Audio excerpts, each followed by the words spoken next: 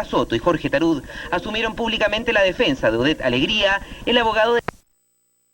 Y evidentemente yo, siendo diputado de la provincia de Linares, donde son ciudadanos Odette Alegría y el alcalde de Linares, yo estoy en la defensa de ellos, porque son ciudadanos muy honorables que yo conozco hace más de 10 años y que yo les creo. Los llamados al gobierno para que solicite de una vez la renuncia de Nelson Meri continúan. Incluso el senador de la UDI, Jorge Arancibia, acusó a La Moneda de actuar en forma mediocre al otorgarle vacaciones al jefe policial. Si ellos tienen confianza y fe y el respaldo que debieran darle a una autoridad de esta categoría, debieran mantenerlo en su cargo. El llamado caso Meri aceleró en el Parlamento la tramitación de un antiguo proyecto de ley que limita el periodo de mando del director de investigaciones.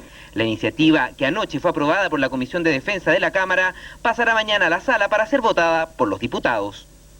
Les contamos ahora que suspicacias despertó en diversos círculos el paseo al que fue sometido el violador de Las Condes en la Plaza de Armas antes de ser excarcelado. Esta diligencia, que habitualmente es secreta, se efectuó a vista de transeúntes, cámaras y micrófonos. Ahora los detractores de Nelson Meri aseguran que el delincuente fue exhibido como una especie de trofeo para demostrar así la exitosa gestión del director de investigaciones. Dicen que la orden emanó del cuartel general. Muestren al violador de Las Condes y que se vea bien que nosotros lo capturamos. Una decisión política con símbolo incluido.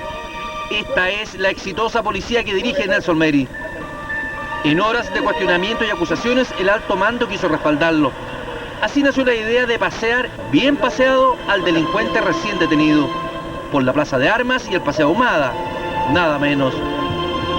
Una diligencia habitualmente secreta se hacía pública, extrañamente, el mismo día en que se decidía la suerte del jefe.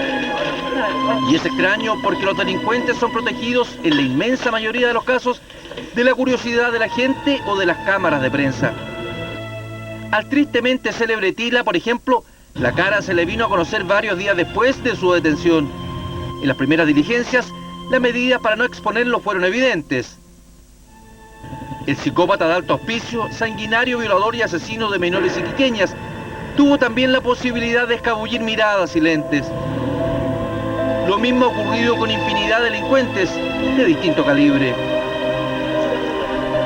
En la comparación, resulta evidente que con Rodrigo Ibáñez no se actuó igual. Lo suyo fue casi con móviles en directo, con otro agravante. Lo llevaron a una joyería, la cual apareció en los primeros momentos como una reducidora de especies robadas o cómplice de delincuentes y ladrones. Y ocurre que operó dentro de todos los marcos regulatorios, pero igual resultó salpicada. ¿Qué nos puedes decir? El caso del violador de Las Condes ha reabierto una antigua polémica respecto del trato a los delincuentes. Un sector plantea que mientras no se demuestre culpabilidad, debe respetarse sus identidades, no mostrarlos como culpables porque eventualmente podrían ser inocentes. Otros sostienen que en caso de confesión, el primer escarnio que debieran sufrir es este: que la comunidad indefensa los conozca y que paguen con la vergüenza, si la tienen, de ser reconocidos. En este tema, el marco legal solo habla de los menores de edad, a quienes no se puede mostrar ni identificar con sus nombres. De los adultos, nada. En tal escenario, entre abstenerse o no, los detectives decidieron el ya famoso paseo por la plaza. Tenían una buena pesquisa y un jefe con piso debilitado, pero duro de caer. Bueno, y en un hecho policial ocurrido ayer, sin detenidos, continúan hasta ahora las pesquisas para dar con el paradero de los delincuentes que por más de 40 minutos mantuvieron retenidos y maniatados a los 3 hermanos menores y a la nana de la modelo Pamela Díaz. Anoche casi no durmieron y hoy tienen prácticamente decidido abandonar la casa. Llevaban solo 4 meses viviendo en este exclusivo condominio de calle Fleming en Las Condes. Confiaban en la seguridad del lugar y nunca esperaron ser víctima de un asalto como el que los afectó. Lupe Saldías no se repone del impacto. Confiesa que cuando recibió la primera llamada de auxilio de sus hijos pensó que se trataba de una broma. Sin embargo, el llanto de los más pequeños le confirmó que en efecto se había tratado de un asalto extremadamente violento. Asustados, tan asustados, que el tipo él le decía, incluso uno estaba comiendo chocolate y le decía: te doy mi chocolate pero no me mates. Comentarios que a ellos se les ocurre, qué sé yo, porque ven la televisión y porque se encontraban con esto de sorpresa y chuta, y es real. los 3 asaltantes permanecieron al interior de la casa de la familia Díaz Aldías durante más de 40 minutos. Durante todo ese rato, los hijos de 5, 8 y 21 años, junto a la nana de la casa, permanecieron amarrados en una de las habitaciones. En su desesperada búsqueda de dinero, los sujetos los encañonaron en más de una ocasión. Y lo lamentable es esto, o sea, que entren con pistola, que te pueden matar, que te pueden violar, que pueden hacer lo que ellos quieren. O sea, eso es lo más trágico porque por último que se lleven las tonteras no importa, fíjate, pero es la forma en que entran. Finalmente los asaltantes huyeron con joyas de diverso tipo y valor, un computador portátil y varias prendas de cuero. Carabineros efectuó diversos operativos en busca de los delincuentes sin dar hasta ahora con resultados positivos. Eso también es increíble, más de 400 personas han resultado afectadas hasta el momento con la quiebra o estafa de esta automotora Hart. El dueño reconoció estar en insolvencia y anunció que va a responder. Yo le pregunto a Claudio Sánchez, que ha estado bien metido en este tema, si va o no a responder. ¿Qué crees tú? Difícil. Muy difícil, como dice la canción, porque Ismael Letelier, el propietario de esta empresa, tiene una buena y larga historia de quiebras a sus espaldas. Siempre ha dicho lo mismo, que va a pagar y devolver dineros, pero nunca lo ha hecho. Así al menos ocurrió tras el cierre de los supermercados Marmentini y Letelier y Motomarket, ambas fallidas empresas de este hombre de negocios que sigue en Santiago y que se autoinculpó ante la justicia. Una medida precautoria sobre todos los bienes e incautación de documentos contables fueron las primeras diligencias ordenadas por la justicia en la automotora Hart. Hoy los clientes no solo se agolpaban en los distintos locales, sino que llegaron también hasta la oficina del representante legal. El CERNAC decidió investigar la irregular situación, aunque todo indica que los afectados deberán seguir otra vía de solución. La verdad es que en casos de cheques sin fondo, en casos de autos que no aparecen o en casos de autos que aparezcan sin todos los artefactos, el camino son los tribunales de justicia. El abogado de la empresa, en medio de un ambiente cada vez más agitado, se decidió a hablar con la prensa. Aclaró que su representado, Ismael Letelier Correa, dueño de Hart, se presentó ayer voluntariamente a la justicia. Dijo que la empresa cerró por insolvencia y descartó que el traspaso de dinero a la inmobiliaria del mismo nombre haya detonado la crisis. Que hay personas inocentes que han sido afectadas y nosotros desde el punto de vista jurídico estamos tratando de paliar esta situación. De hecho, personalmente he estado conversando con cada una de las personas afectadas y en un porcentaje bastante alto puede haber una solución. Pese a este discurso conciliador, un grupo de afectados que se coló entre los periodistas interrumpió al abogado. A estas alturas ya no creen en nada de lo que se les diga. No quiero ser grosero, pero a mí creo que está terminado. Sí, hasta aquí queda. Hasta aquí que. Razón tienen los afectados para dudar, porque si uno revisa la historia reciente puede aventurar un panorama desolador. Ismael Letelier, el año 81, creó la sociedad de supermercados Marmentini y Letelier. Hace exactamente 7 años, un 16 de julio como hoy, la empresa quebraba. Pero antes, su principal dueño, Enrique Marmentini, traspasó todos los bienes a otras sociedades, de tal modo que ninguno de los casi 1.500 acreedores pudo pagarse del total de sus deudas. La causa lleva 6 años en la justicia y solo esta abogada, que representa a apenas uno de esos acreedores, sigue en juicio. Para los acreedores chicos, acreedores balistas, que no tienen ninguna preferencia, son los más perjudicados. No están en condiciones de seguir con un abogado o con un proceso durante una cantidad enorme de años. Tan turbio fue lo que rodeó a la quiebra de los supermercados Marmentini y Letelier que la propia Fiscalía Nacional de Quiebras acusó a la empresa de actuar con dolo. Por eso esta profesional cree que, tal como ocurrió años más tarde con la quiebra de una empresa de motos de propiedad de Letelier, y hoy con Hart, a los acreedores les irá muy mal. Estarían siguiendo el mismo modus operandi.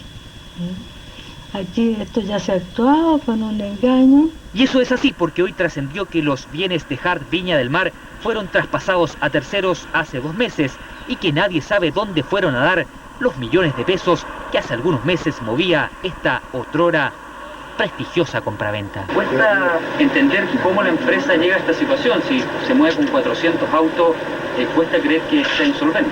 Existen muchas empresas que venden una gran cantidad de autos y que efectivamente los niveles de rentabilidad han disminuido por situación de mercado. La pregunta que cabe hacerse es cómo es posible que en nuestro país sea tan fácil que las empresas quiebren y nadie responda. Miles de millones de pesos se pagan con insignificantes penas de cárcel.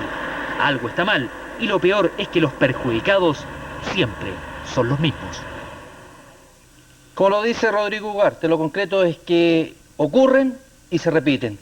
Y los afectados siempre son los más débiles. ¿O es que no se repiten los asaltos a mujeres solas? ¿O no se repiten las violaciones? ¿O no salen con abismante frecuencia los delincuentes de las cárceles? Escuche bien esto. Una mujer de 76 años fue asaltada, asesinada y violada por 2 sujetos en Molina. Vivía sola. Indefensa, le quebraron 7 costillas y le rompieron el cráneo. Los autores cayeron. Uno de ellos era un preso de la cárcel de esa ciudad y salía con permiso por buena conducta.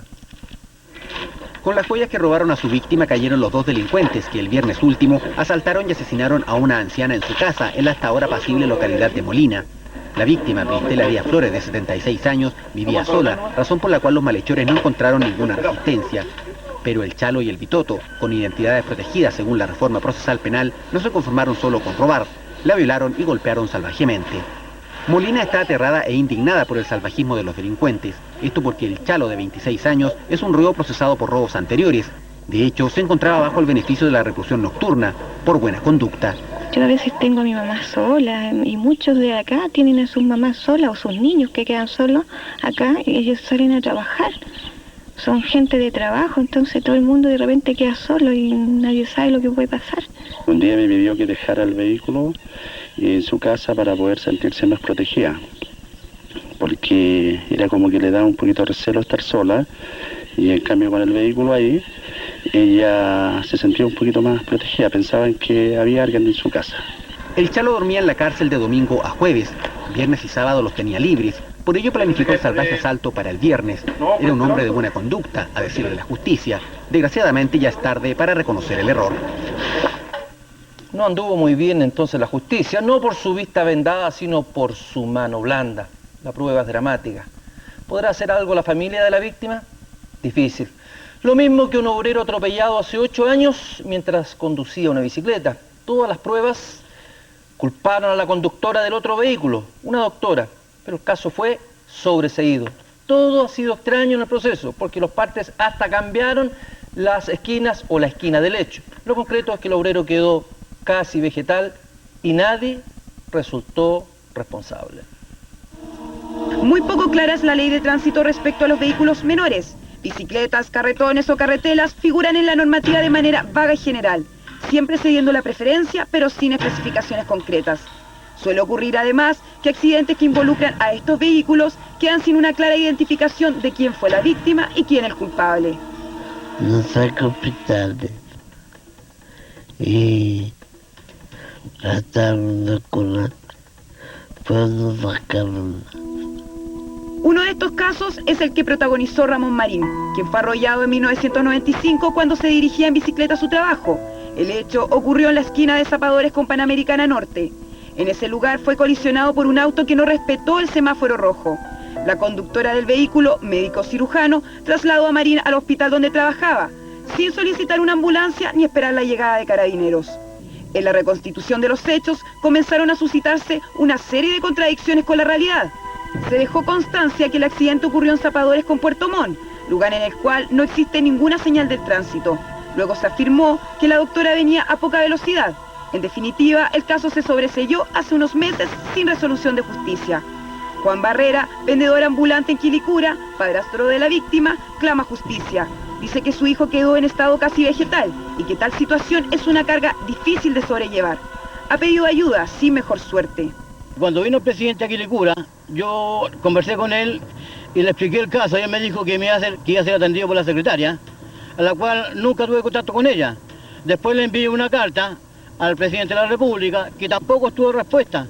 Yo en este momento le pido al señor presidente y a la vez al señor ministro de la Vivienda que se coloque la mano en el corazón y nos ayude, porque bastante ayuda necesitamos, porque no solamente, y que se haga justicia, no solamente hay justicia para los ricos, sino que también los pobres también necesitamos justicia.